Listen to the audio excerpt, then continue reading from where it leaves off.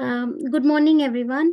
I'm going to talk about bias in forensics and whether there is a solution to this issue through in the lecture today. It's a small presentation I have prepared, and I hope we can have a fruitful discussion towards the end.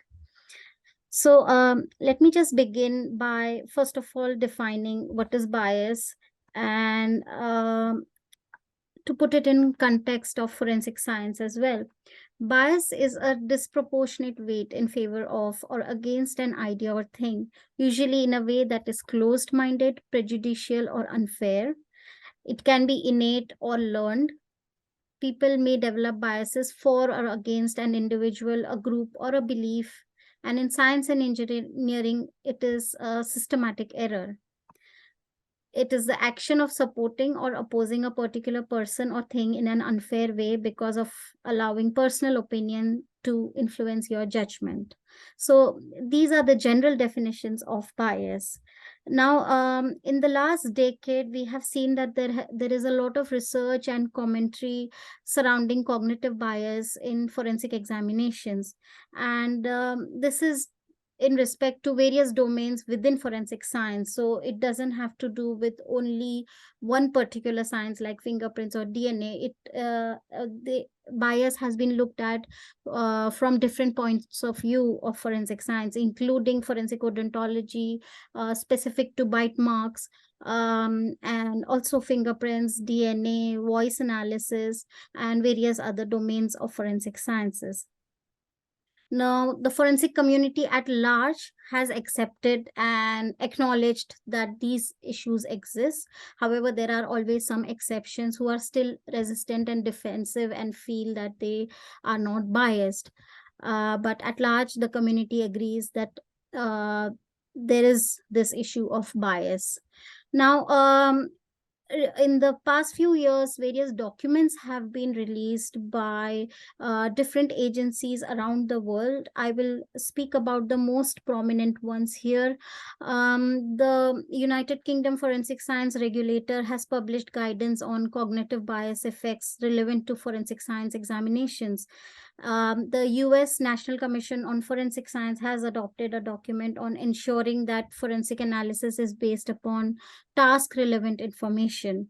And US President Obama's Council of Advisors on Science and Technology and the National Academy of Sciences, they have also inquired into forensic sciences, and all these documents have acknowledged that there is a central role that human examiners and bias can play in forensic decision making. So these documents, which I have put the front page of the documents which I just mentioned, they delineate, several weaknesses within the various forensic science domains, and they proposed a series of reforms to address this issue of reliability within forensic sciences. Prominent among these issues are the cognitive factors which impact an examiner's understanding, the analysis and the interpretation of data. Cognitive factors are relevant to all aspects of human perception and decision making, and thus are implicated in many domains of forensic science, as well as in forensic evaluations. So let us look at the types of bias. Now, throughout this lecture, we will be talking only in context of forensic science. So from the point of view of forensic science, there can be two categories of biases. One is motivational bias and the other one is cognitive bias. Motivational bias is generally, it's a conscious tendency to favor a particular party, and this could be for self-serving or for personal motivations. Since this is, you can say, a major part of this is controllable and it depends on the expert. So we are not going to discuss this a lot. We want to focus on cognitive bias. And cognitive bias from the forensic point of view can be divided into contextual bias, confirmation bias, selection bias, and expectation bias.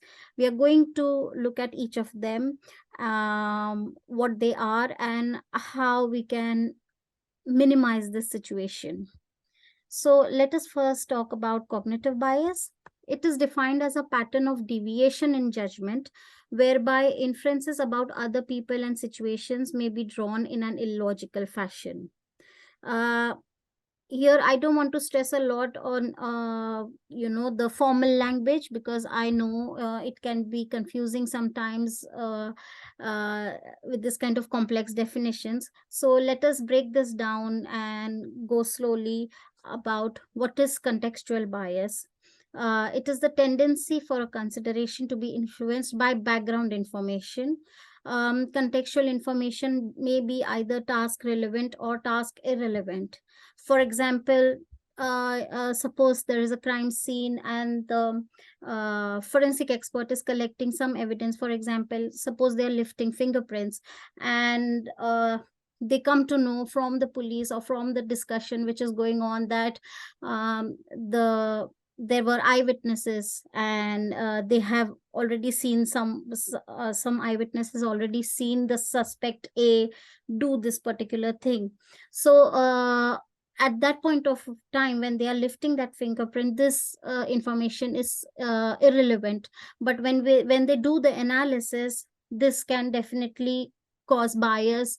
It can lead to confirmation bias as well, because they have already heard that this person has been seen by an eyewitness.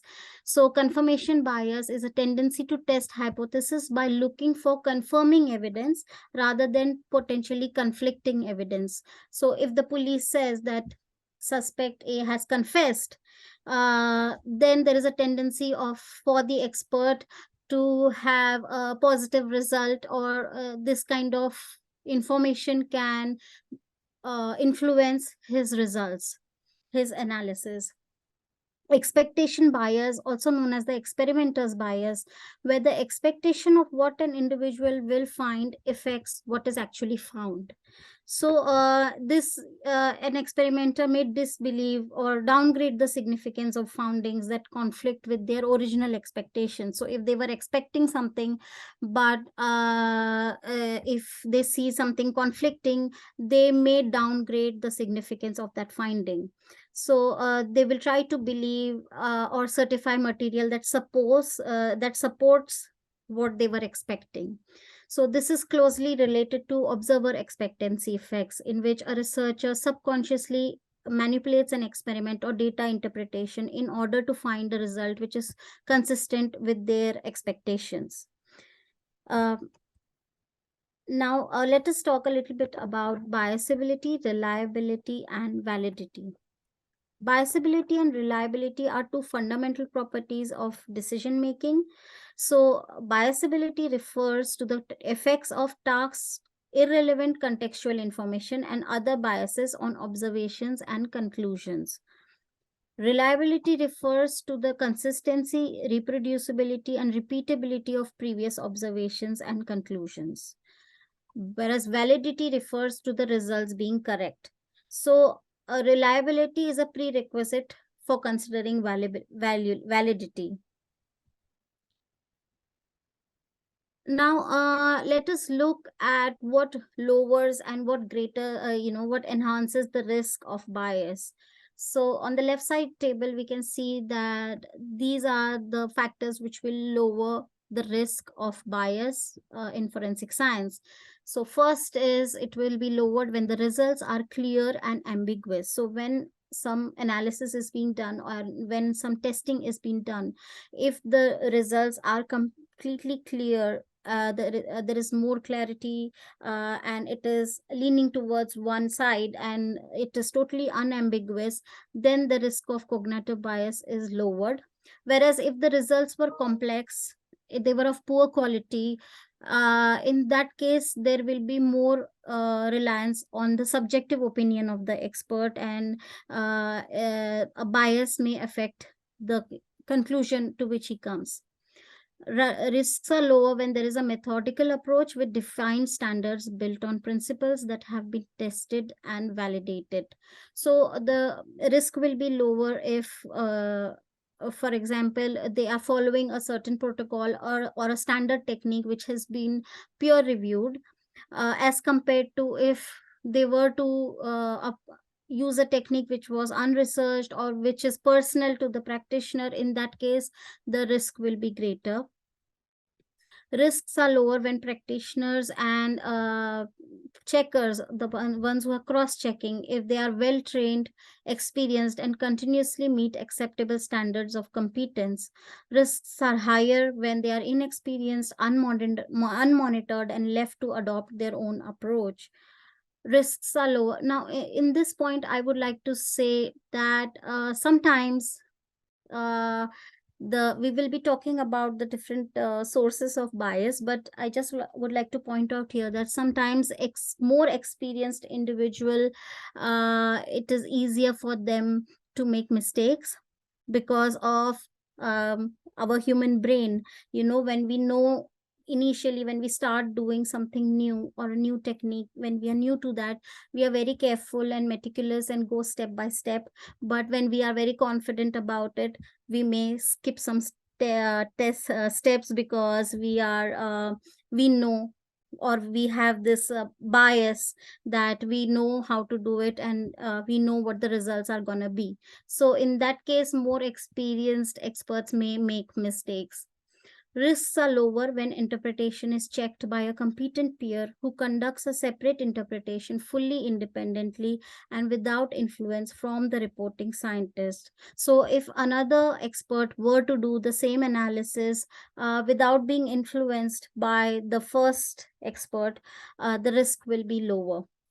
Risks are higher when checking is less rigorous and or conducted collaboratively. So again, it will be a type of confirmation bias, because the first expert says that I found this result, so the other one would usually confirm the first expert's result, because they are working collaboratively, and it is easier to agree than disagree.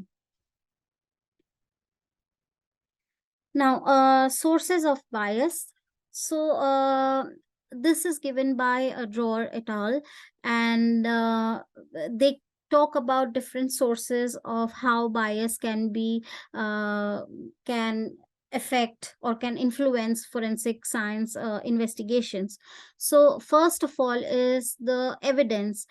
Now, different kinds of evidence can bring in bias. So for example, latent fingerprints, shoe and tire marks, handwriting, DNA, bullet casings, voice recording, facial images, and bite marks. So what happens is, for example, in some cases, the actual evidence is not the source of bias, such as latent fingerprints. So if there are latent fingerprints found, that in itself will not impinge on any forensic evaluation, or they will not convey any extra information. Okay, they are just there, fingerprints, and the expert can just observe the fingerprints. However, there are other evidences which they themselves can introduce some bias. For example, if there was a voice note, okay, voice analysis, then the evidence, that sample itself can contain information which can provide irrelevant information to the expert and introduce some kind of bias. It's similar to bite marks. In case of, if there is a bite mark on a child, the bite mark itself can give expert other information, such as the child was maybe sexually abused, or it was a violent crime. So this kind of things will introduce bias, because it is giving irrelevant information to the expert. So there are different kinds of evidences, and some may and some may not. In some cases, we are able to separate this irrelevant information from the evidence. For example, in signature examination, or it is easy, to minimize this kind of bias. Instead of giving the whole letter to the expert for analysis, only the signature can be given. So if the expert doesn't have access to the content of the letter, it is possible that he can minimize bias. But if he were to give in the whole letter along with the signature, the content of the letter may give him irrelevant information, which will cause bias. So in some kind of evidences, we may be able to separate this irrelevant information, whereas in some evidences we can't separate this information. It is embedded in the evidence itself. For example, bite marks, you cannot separate the information from the evidence. Sorry. So it is advisable to remove the potential source of bias in such cases. Now, when we are doing comparative analysis, many forensic analysis requires comparison. For example, DNA, where there is comparison from the material, biological material which is obtained. It is compared with the suspect. Sorry. So in those cases also, we should make sure that the evidence is examined first by itself and it is free from the context. So in such cases, we should make sure that the analysis is being done first, the characteristics are being noted down first, and only then, once that analysis is complete, only then the expert should be given sample from the suspect. So this will ensure that the expert is not going backwards, because sometimes if the information from the suspect is given first, the expert may, obviously this is subconsciously, it is unintentional, but they may try to find this characteristics of the suspect sample in the evidence. So sometimes the expert may try to find whatever findings they can see in the suspect in the biological material which is found. So that will cause bias. So to minimize this, it is always advisable to analyze the evidence first, prepare all the characteristics and reports first, and then only they get access to the suspect sample. So this ensures that the evidence is examined with minimal bias and the evidence itself is driving the forensic examination. Only after the evidence is examined and characterized, only then is the forensic examiner exposed to the suspects and can compare. Other thing which can be a source of bias is irrelevant case information. So in those cases, it is very important that the irrelevant case information should not be given to the expert. It refers to a whole range of contextual information that is not relevant to the forensic examiner and their work, and this kind of information can influence and bias their examination. So for example, sometimes things come in the media, in the newspapers, before even the forensic expert is consulted. So for example, there may be a case where skeletal remains were found and it is already in the media that some children were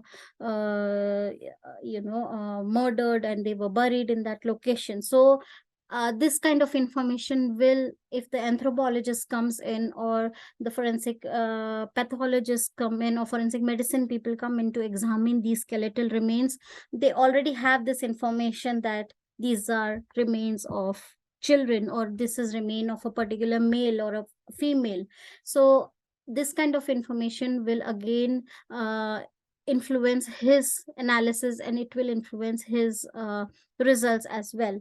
So it is important that the irrelevant case information should not be given. It includes, for example, sometimes a suspect is arrested and there is information in the media about he was a past convict or he's already a criminal, and the obviously even the forensic experts are human beings and they think, oh, this is a convict already who has done a crime again now. So there is bias even before he has seen the samples or he has seen the evidences or done the analysis. Sometimes the police will say that when we are collecting evidence from the suspect, the police may tell us that he has already confessed. So this kind of information, again, it is irrelevant to our analysis. It is irrelevant to the task which we are going to do, and it can influence our analysis and our decision. So witness statements, confessions, past convictions, all these things will also influence the expert's decision.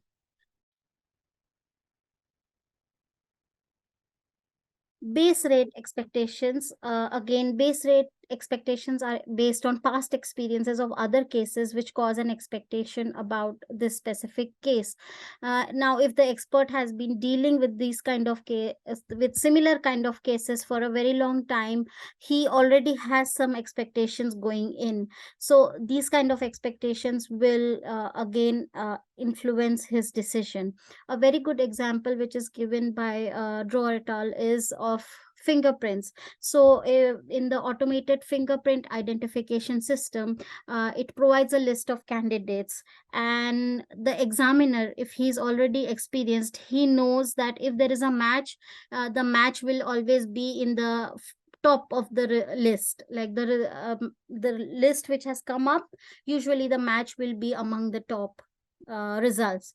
So when he is searching, he will be very careful when he's looking at the fingerprints from the top of the results. But as he goes to the later results, he will not be very careful, and he may ignore important things. So as he goes down the list, he will spend less time examining those prints, and it is possible that sometimes from the top of the results he may get false positives, and from the later part of the list he may get some false negatives. So this is where the base rate biases apply, and this can apply to any situation where the expert is experienced and he already has knowledge and certain expectations. Another bias is organizational bias. Now, it includes a variety of biases that originate from the organization and the culture with which the forensic examiner is affiliated, or the organization with whom he identifies. So, although all forensic experts, they will try to do their work objectively, but sometimes the work environment, it will affect their work. So whether they have certain ideology, they have loyalties towards certain people, certain groups, whether they have allegiances, all these factors can also affect uh, it can influence the analysis. So this is also very commonly seen now when we see in media in India. If they are someone is from a particular caste or religion, all these things influence people and they jump to conclusions. So that is how bias happens. That is how our brain is already influenced by this kind of irrelevant information. So it is again adversarial nature when the expert, we as experts, I know when I worked in India, usually it was the police who consulted us, and so we always feel that sometimes we may feel that we have allegiance to the police, and we are helping the police in doing this investigation. So again, it will be bias on our part to think like that, because our duty is to the justice system, our duty is to the court and not to the police. But because we are usually consulted by the police, and it is them with whom we are working most of the times, that can also influence our decisions. Training plays an important part in shaping the work of an examiner. So a variety of biases can be introduced during training. So when we are being trained by the people whom we are being trained from, all these people can unintentionally, subconsciously uh, inculcate that bias in our minds. So this bias can be anything related to affiliations, related to ideologies. It can be also related to particular techniques. So choosing particular techniques because we were trained that way. So there are different motivations at place. A very interesting source of bias is the cognitive architecture and the human brain. So as human species, we have some inbuilt limitations to our brains. For example, as I said earlier, when we are looking at evidences. If something is already in our head, we try to look at it from that point of view. Or sometimes when the police is giving us information, and if they initially give us crucial information, and they themselves have a lot, place it at a very high value, that sticks with us, and all the later information is influenced by that. So we have, it's a human nature. There is top down processing in our brains, and usually it allows us to efficiently process a lot of information in an automatic manner. But the information that we encounter first is more influential than the information which we will encounter later on. So something which was told to us on the first day when the police consulted us in the first call, it remains with us throughout the analysis and throughout the investigation. So being overly influenced by, or being giving greater weight to this information that is presented initially, or that is reviewed initially, it can also uh, introduce bias in our analysis. So here I would like to speak a little bit about bias in bite mark analysis. Cognitive bias, it's a natural subconscious element of the human psyche, and two kinds of cognitive bias, contextual and confirmation, are particularly relevant to analysis of human bite marks in skin and comparison with a person's teeth. So if the police is sure they have arrested someone, and they tell us, oh, the DNA has also matched, and we have arrested this person, and we also found CCTV footage or phone call records or text messages or WhatsApp messages, and they are sure this is the suspect, and sometimes they even say that he has confessed.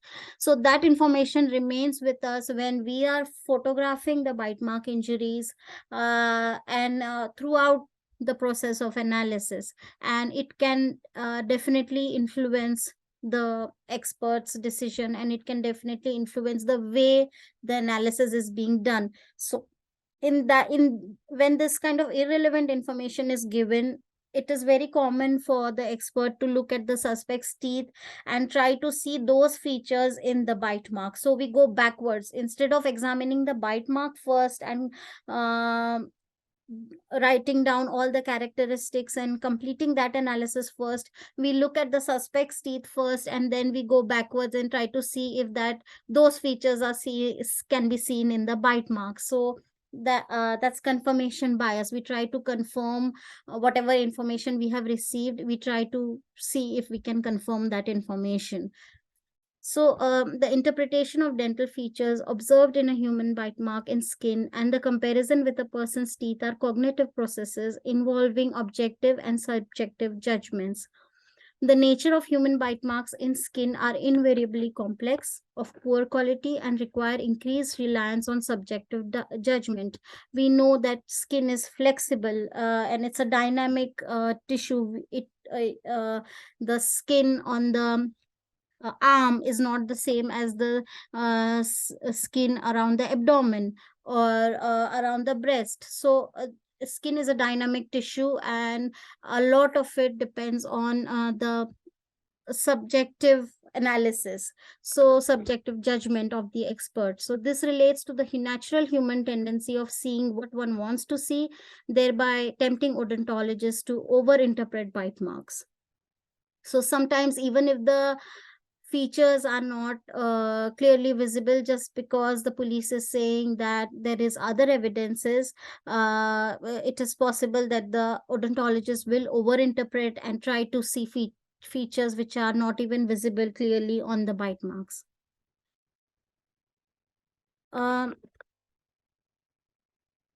Sorry. Very quickly, I would like to briefly outline what is the forensic process, and this is from the UK government guidelines. So first is you should define a requirement. This is the process to be done in the forensic lab. Define the requirement, develop an examination strategy, agree the examination strategy with the client or the police or supervisors. Lead scientist instructs analysts to carry out forensic examinations and analysis. review the quality and content of examination results, compare the results with reference samples and marks, evaluate and interpret the scientific findings and analytical tests. Second expert verifies the findings and communicates the scientific finding and analytical tests. So it should always, please keep noted that during this process, it is the responsibility of the expert to record, retain, and reveal their work, including the following information, which is record all information received and record details of the interpretation. So this is the guideline, brief outline given by the UK government document. Now, when I went through all the information which was available in this topic, I found that there are certain tools which can be used to minimize bias, and these have been recommended by a number of different documents which are available. So one is compartmentalization. So what this says is the person who is collecting evidence from the crime scene should not be the expert who is analyzing the data in the lab. In that way, any exposure to extraneous information at a crime scene does not influence the subsequent analysis. So I felt that this is a very good point. And along with this, I think there is a recommendation in one paper which I saw of a case manager. So there can be a case manager who is collecting all the information which comes from the police, and they then forward only the relevant samples or the relevant evidence to the expert for analysis. So there is a, you can say it's like a blinded analysis, like a blinded experiment. The expert doesn't know all the irrelevant information which will influence their analysis, which is a good idea. Then the another one is linear sequential unmasking.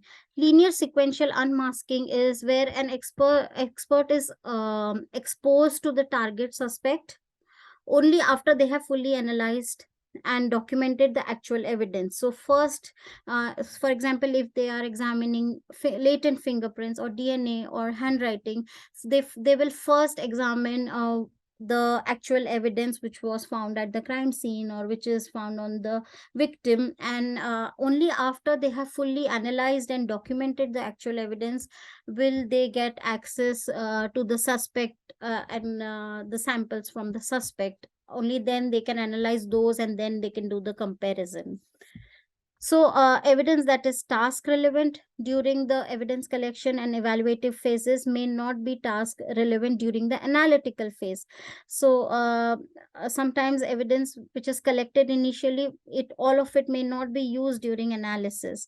For example, statement of witnesses about what happened during a crime, it may be task relevant when deciding what evidence needs to be collected from the crime scene or what evidence examinations are needed. Such statements may also be task relevant when making an overall assessment of the case.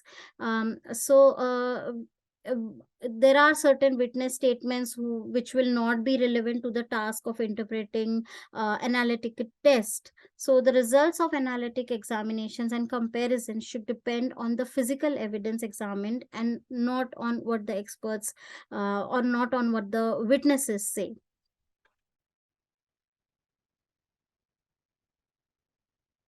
So this was discussed earlier. When the methodical approach, it is a tool to minimize bias. We should always follow protocols and the defined standards which are peer reviewed. They have been tested and validated. Should only be followed for forensic analysis. Now, there are some proposed reforms which we could follow.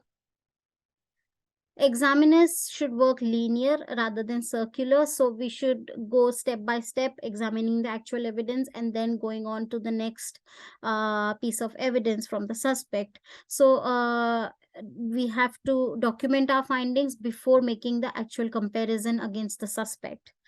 case manager, as I said earlier, it blind test under shielding various prior information. So forensic examiners must be isolated from undue influences such as direct contact with the investigating officer, the victims and their families, and other relevant information.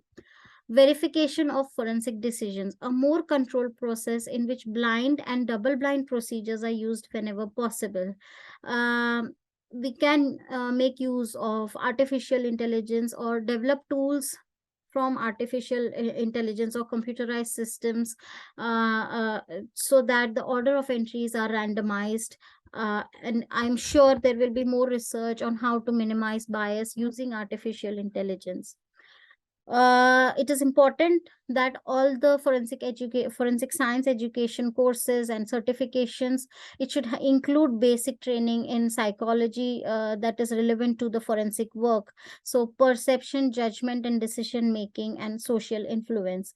Even at our university in Dundee, the forensic courses all have a module on forensic psychology, just to talk about the basics of psychology, such as what we discussed today, the cognitive bias and confirmation bias, and how to minimize the tools to use to minimize these kind of biases. I think it is very important that all forensic experts should be aware regarding this. Sorry. Yeah. So before I stop my presentation, I would just like to talk to you about these points. One is, does bias always lead to error? So it does sound negative from whatever we have discussed, but will it always lead to errors? I know that a lot of time witness statements and the information which is provided by the police is helpful to the experts when we are deciding what evidence we want to analyze, and sometimes even the technique which we want to use to analyze. So will it always lead to errors? I don't think so. There are cases where the history given by the police, it is helpful in deciding how we want to do the test or how we want to do the analysis, or helping us come to a conclusion. So it is not necessary that bias will always lead to errors, but it is we can say that it is unscientific or irrelevant to the test or analysis we are going to carry out. So how do we draw a line? Is there a solution? Can we eliminate bias? I don't think so. As human beings, and the limitations of our brains and our species, I think we can always minimize bias, but it cannot be eliminated completely. I think the first step would be that all forensic experts should acknowledge. So if there is denial, if the forensic experts feel that no, bias doesn't exist and I am completely objective and in my analysis, if they completely deny it, then there will be no way that they will take measures to minimize it. So first of all, we all need to acknowledge that it exists, and only then can we take countermeasures to minimize it. So the experts should remember that they have an overriding duty to the court and for the administration of justice. We should remember that we need to stay within our areas of expertise when we are providing our results, or when we are giving opinions. We should remember to stay within our areas of expertise. And I think a golden principle which we all follow is we act with honesty, integrity, objectivity and impartiality. When we strive to do this, then automatically I think we will minimize bias. So thank you for your patience. Thank you for your time. I'll stop here.